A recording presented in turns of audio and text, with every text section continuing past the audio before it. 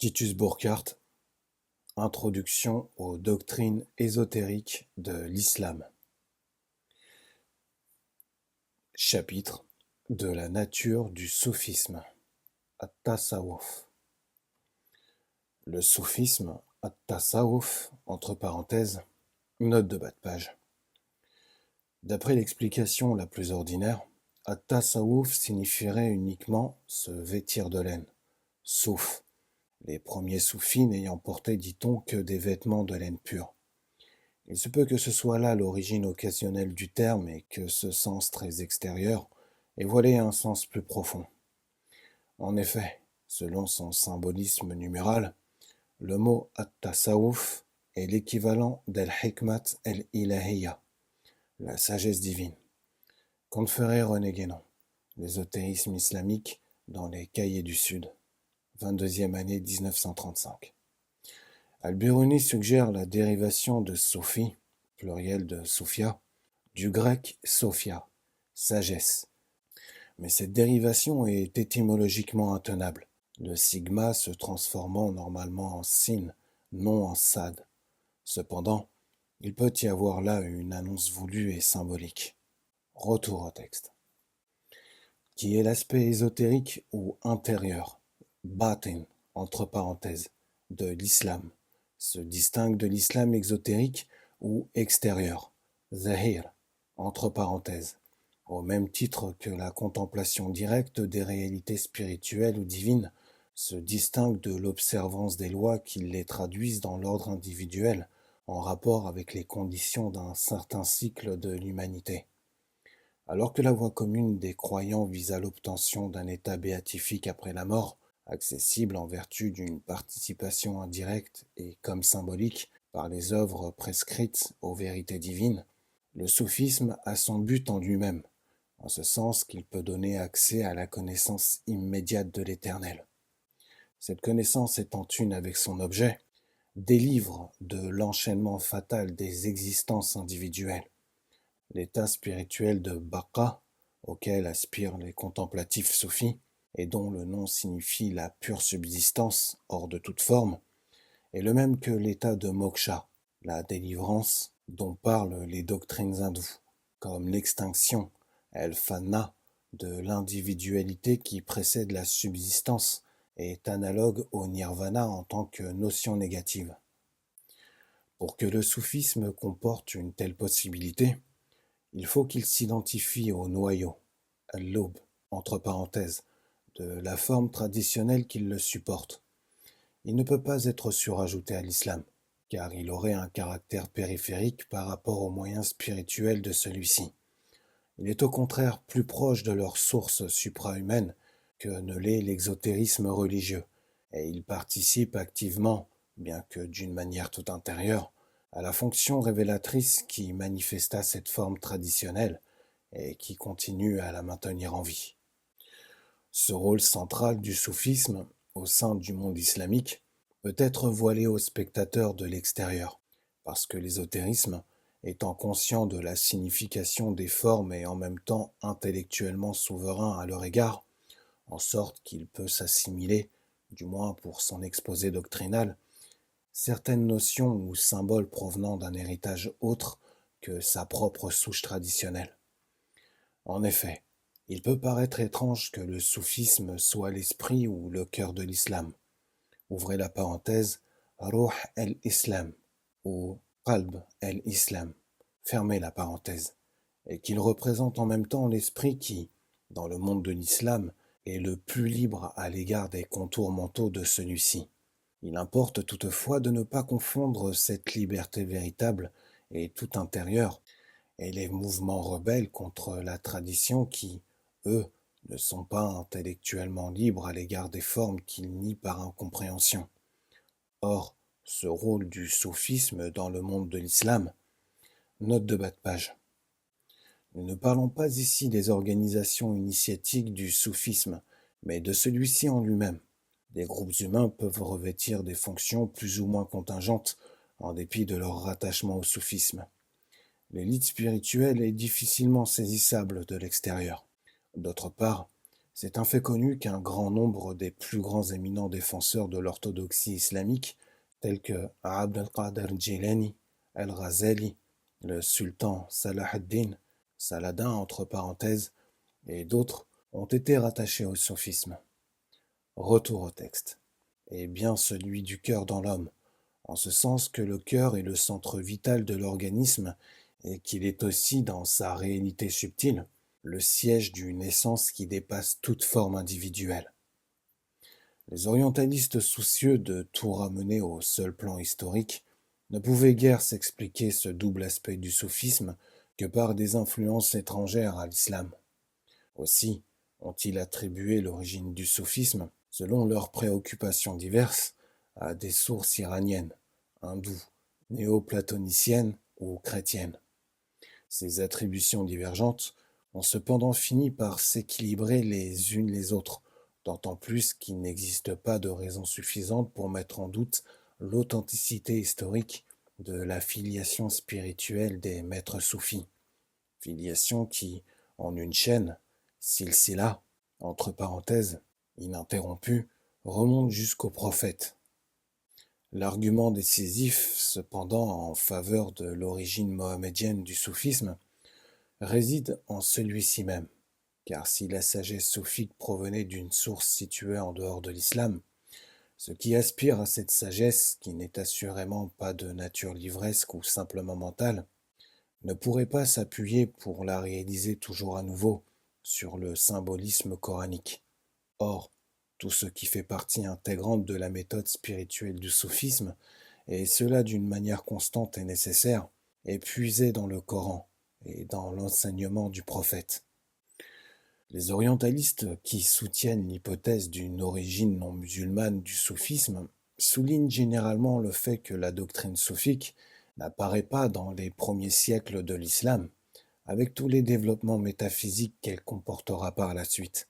Mais cette remarque, pour autant qu'elle est valable à l'égard d'une tradition ésotérique, donc se transmettant surtout par un enseignement oral, prouve le contraire de ce qu'ils prétendent, car les premiers soufis s'expriment dans un langage très proche du Coran, et leurs expressions concises et synthétiques impliquent déjà tout l'essentiel de la doctrine.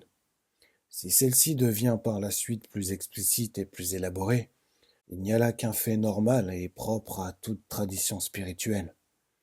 La littérature doctrinale augmente non pas tant par l'apport de nouvelles connaissances que par la nécessité d'endiguer les erreurs et de ranimer une intuition faiblissante.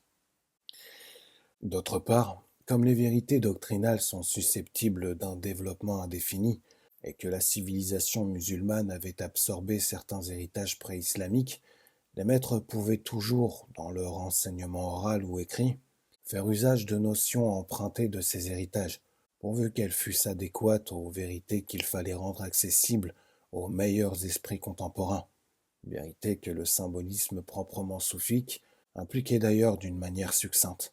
C'est ainsi notamment que la cosmologie, science dérivée de la métaphysique pure, qui seule constitue le fondement doctrinal indispensable du soufisme, s'exprimait en grande partie au moyen de notions déjà définies par des maîtres anciens tels qu'Empédocle et Plotin.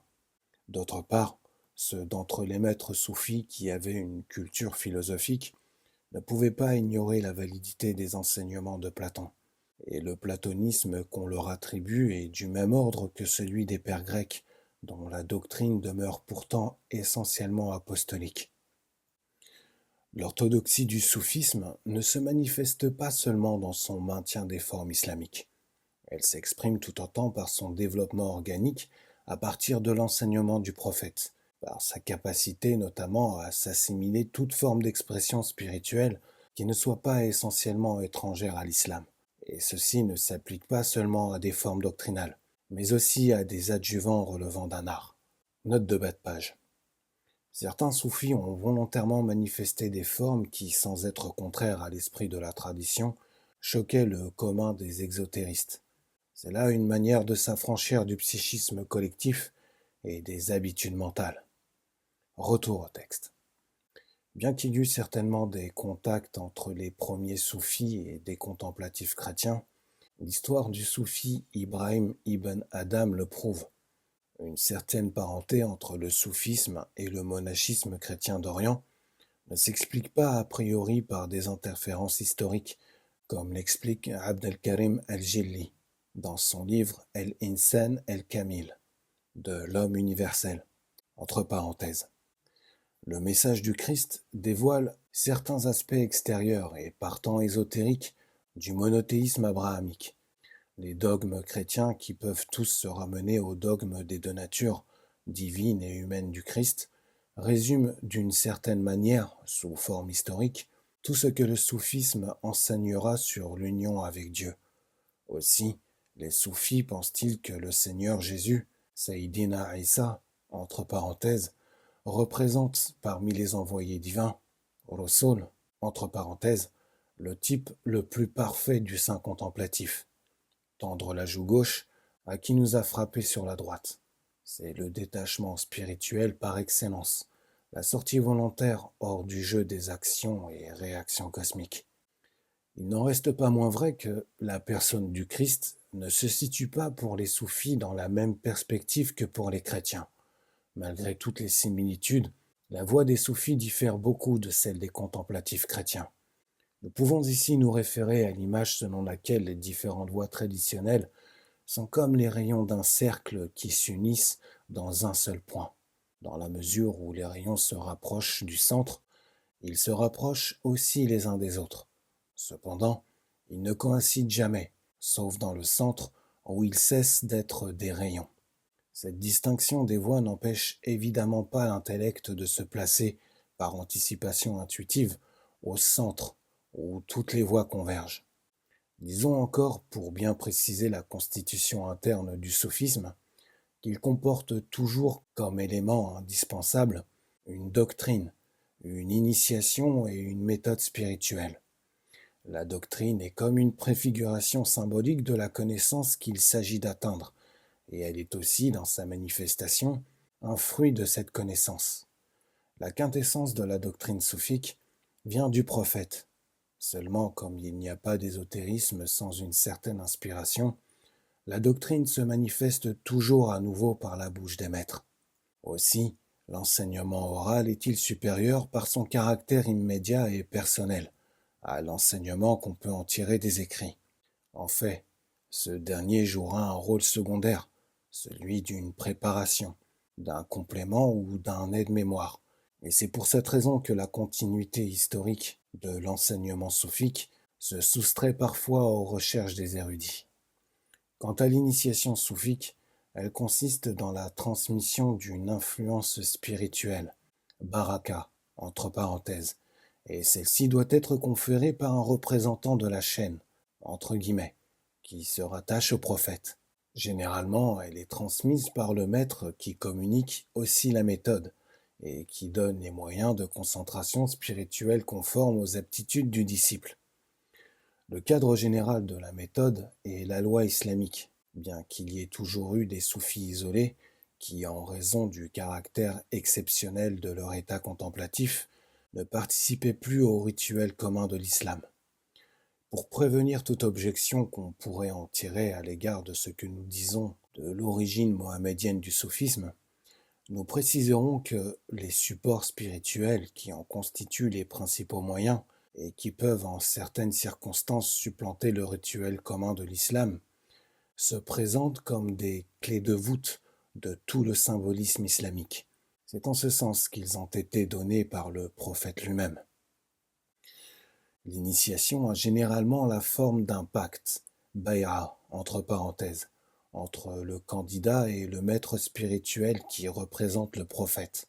Ce pacte implique la soumission parfaite du disciple au maître dans tout ce qui concerne la vie spirituelle. Il ne pourra jamais être dissous par la volonté unilatérale du disciple. Les différentes branches, entre guillemets, de la filiation spirituelle du soufisme correspondent tout naturellement à différentes voies, entre guillemets, turuq, entre parenthèses. Chaque grand maître à partir duquel on distingue une chaîne particulière ayant autorité pour adapter la méthode aux aptitudes d'une certaine catégorie d'hommes doués pour la vie spirituelle. Les diverses voies correspondent donc aux diverses vocations, et sont toutes orientées vers le même but. Elles ne représentent aucunement des scissions ou des sectes à l'intérieur du soufisme, bien que des déviations partielles donnant naissance à de véritables sectes aient pu se produire incidemment. Le signe extérieur d'une tendance sectaire sera toujours le caractère quantitatif et dynamique de la propagation. Le soufisme authentique ne peut jamais devenir un mouvement. Note de bas de page. Le cas de certaines turuq comme la Qadiriyya, la Derkawiya, la Naqshbandiyya, etc., qui comportent des cercles extérieurs et de ce fait une expansion populaire, n'est pas comparable à des mouvements sectaires dès lors que ces cercles ne s'opposent pas à l'exotérisme, dont ils se présentent parfois comme des modalités plus intenses. L'expansion populaire des turuq, des sens intellectuels, s'explique d'ailleurs par le fait que le symbolisme ésotérique est d'une certaine manière accessible au peuple, alors qu'il ne l'est pas toujours aux docteurs de la loi. Retour au texte. Par là même qu'il fait appel à ce qu'il y a de plus statique dans l'homme, à savoir l'intellect contemplatif. Note de bas de page. Ce qu'on appelle aujourd'hui ordinairement intellect, entre guillemets, n'est en réalité que la faculté discursive, qui se distingue précisément par son dynamisme et son agitation de l'intellect proprement dit, immuable en lui-même et toujours immédiat, et serein dans ses opérations. Retour au texte. Dans cet ordre d'idées, nous ferons remarquer que, si l'islam a pu se maintenir intact à travers les siècles, malgré la nature si changeante du psychisme humain, et en dépit des divergences ethniques des peuples qui l'embrassent, ce n'est certes pas à cause de son caractère relativement dynamique, qui lui est propre en tant que forme collective, mais parce qu'il comporte, dès son origine et par destination, la possibilité d'une contemplation intellectuelle qui transcende le courant des activités humaines.